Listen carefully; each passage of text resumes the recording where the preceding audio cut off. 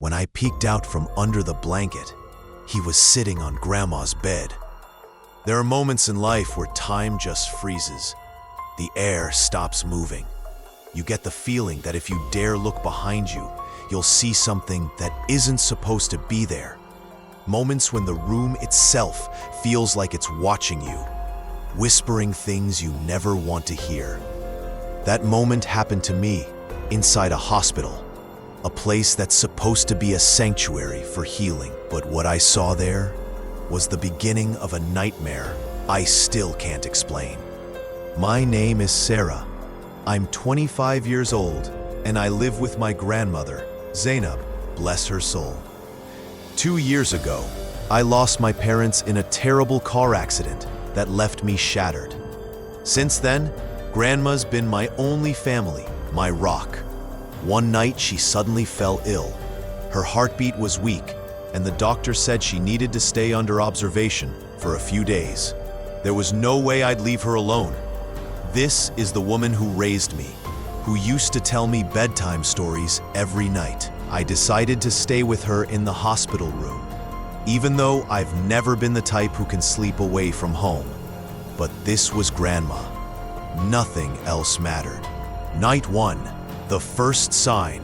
I was exhausted, running around all day from one test to another, talking to doctors and chasing prescriptions. The hospital room was small. The smell of disinfectant was suffocating, and the bed next to Grandma's felt more like a cold metal coffin. I fell asleep without realizing. Suddenly, I felt a hand, a cold, icy hand, shaking me, urgently, like it wanted to wake me up from something. I opened my eyes in terror, heart pounding like a war drum. But there was no one there. Grandma was asleep like an angel, and there's no way she could have moved in her condition. The room was quiet, but not a comforting quiet, the kind that feels watched. I ran out to ask the nurses, did anyone come into the room while I was sleeping? They all said no, but one older nurse, I noticed her muttering under her breath, eyes cast downward. A'udhu billah minash shaitanir rajim. I asked her what she said. She looked at me and whispered, "Nothing, sweetie, you're safe." But her eyes told a different story. I tried to brush it off. Maybe it was a dream. Maybe I imagined it. I went back to the room, but sleep wouldn't come back. The darkness felt heavy, and the curtain on the balcony kept swaying, even though the window was shut. Night 2, the thing on the balcony. It was midnight. The silence was so loud, even a whisper could feel like an explosion. I stepped onto the balcony for some fresh air, away from the sickening hospital smell. The balcony overlooked an old building.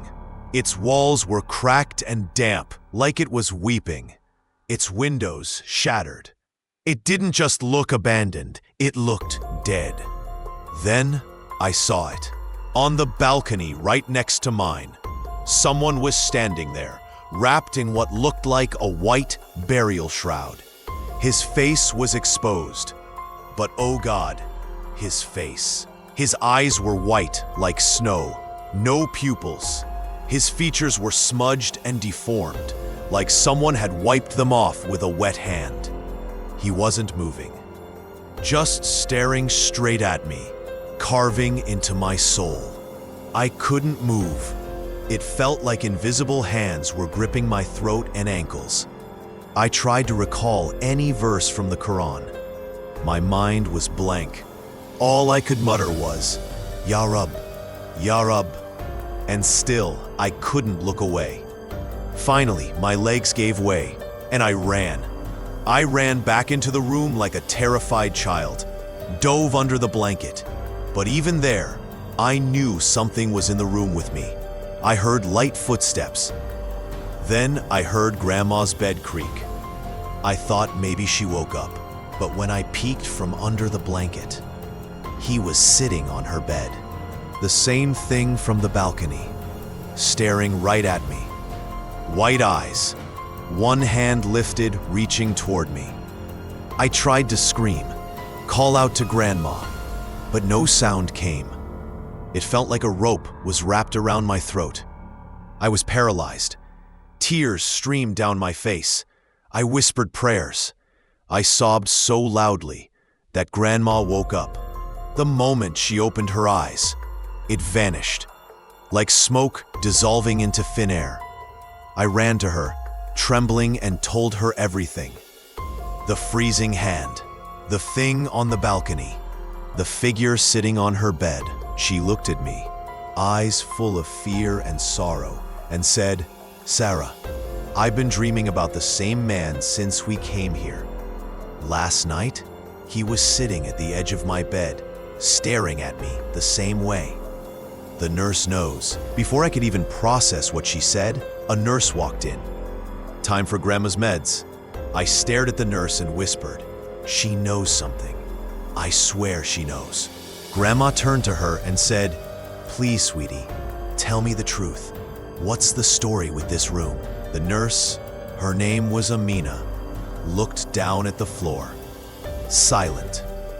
But Grandma pressed again. Amina sighed and said, "Look, the building your balcony faces, that's the old morgue.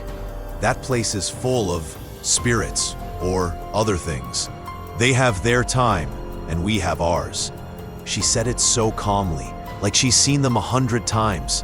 Since that night, I never stepped on that balcony again, especially after dark.